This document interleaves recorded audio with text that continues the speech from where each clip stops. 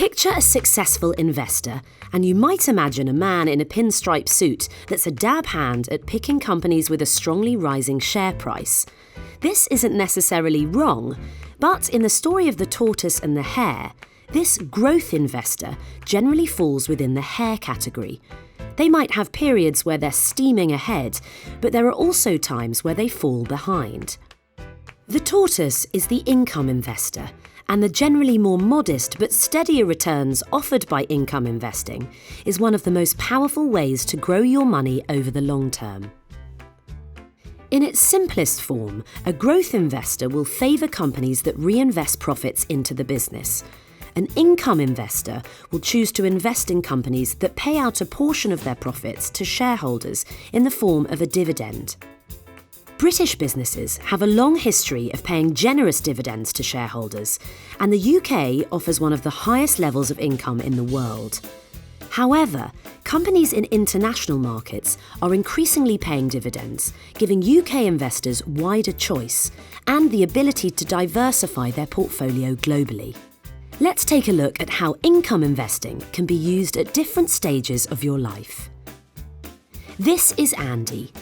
He's young and saves a portion of his monthly paycheck into his company's pension, and will do so for the next 30 years.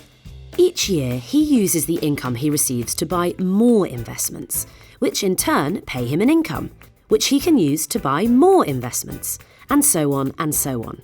This is called compounding. If the companies continue to pay him an income, Andy can worry less about the fluctuations in value, although the income they pay isn't guaranteed. All investments rise and fall in value over time, and lower share prices means he can buy more investments with the income he receives, although when you invest, you could get back less than you put in. Andy's colleague Laurie is older than him and plans to retire in a few years' time. Like Andy, she has also been investing for income, but she hasn't had the time or inclination to research individual companies, so she invests in a number of funds, where a fund manager chooses the dividend-paying companies on her behalf. When buying a fund, the manager will often give the option of accumulation units or income units. She has been buying accumulation units, which means the manager automatically uses the income generated to buy more investments.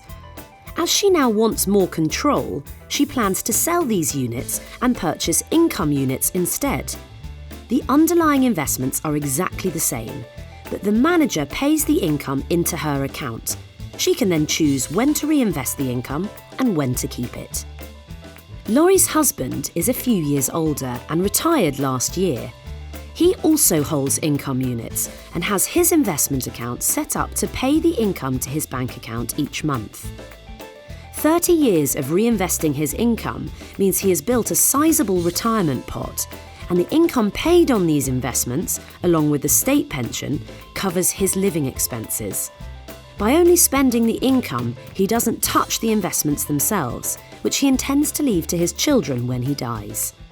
So you see, income investing is not just for people who need an income today.